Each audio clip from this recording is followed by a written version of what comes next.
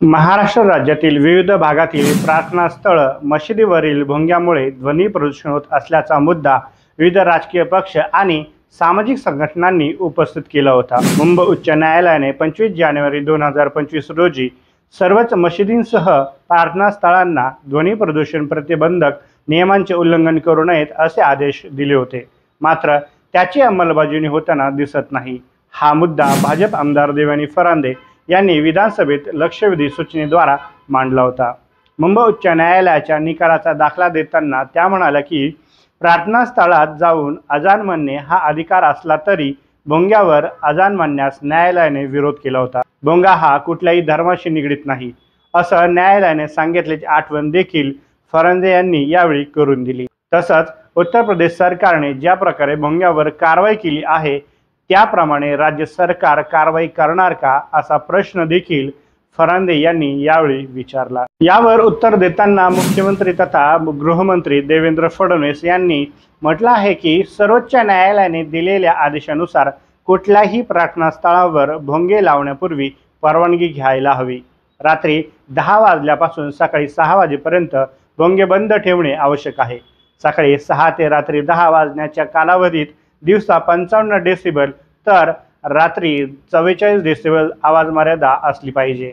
कायद्यानुसार अधिक डेसिबलने भोंगे वाजत असतील तर त्यांच्यावर कारवाई करण्याचे अधिकार हे महाराष्ट्र प्रदूषण नियंत्रण मंडळाला आहेत। स्थानिक पोलिसांनी म्हणजेच पोलीस निरीक्षकांनी याची दखल घेऊन प्रदूषण नियंत्रण मंडळाला माहिती देणे आवश्यक आहे।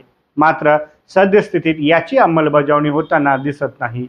मात्र आता कायद्याचे उल्लंघन झाले तर संबंधितांवर कारवाई करण्यात येईल असं देखील मुख्यमंत्र्यांनी म्हटलं आहे। राज्यातील प्रार्थनास्थळावरील भोंग्यांच्या आवाजाबाबत अनेक तक्रारी आल्या आहेत। त्यावर आज विधानसभेत प्रश्न विचारला। त्यावर मुख्यमंत्री म्हणाले की अधिक डेसिबलने हे भोंगे वाजत असतील तर प्रदूषण नियामक मंडळ कारवाई करतं।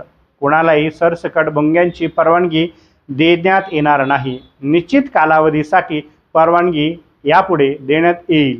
त्यानंतर जर पुन्हा कोणाला परवानगी हवी असेल तर ती पोलिसांकडून नव्याने घ्यावी लागणार आहे। नियमांचे उल्लंघन केल्यास परवानगी कायमची रद्द करण्यात येईल। यावर देवेंद्र फडणवीस यांनी नेमकं काय म्हटलं आहे ते थोडक्यात पाहूयात। राज्यात जर कुणी 55 डेसिबल आणि 44 डेसिबलचे उल्लंघन केले तर संबंधितांना पुन्हा कधीच परवानगी दिली जाणार नाही। भोंग्यांची जप्ती करण्यात येईल। याचे पालन केले जाते की नाही हे पाहण्याची जबाबदारी ही पोलीस निरीक्षकांची असणार आहे। मात्र पोलीस निरीक्षकांनी आपल्या कामात कसूर केली तर त्यांच्यावर कडक स्वरूपात कारवाई देखील केली जाईल। मशीनवरील भोंग्यावर कारवाई करण्यात यावी अशी मागणी यापूर्वी अनेकदा करण्यात आलेली आहे। त्यावर मनसे अध्यक्ष माननीय राज ठाकरे यांनी देखील वेळोवेळी आवाज उठवला होता।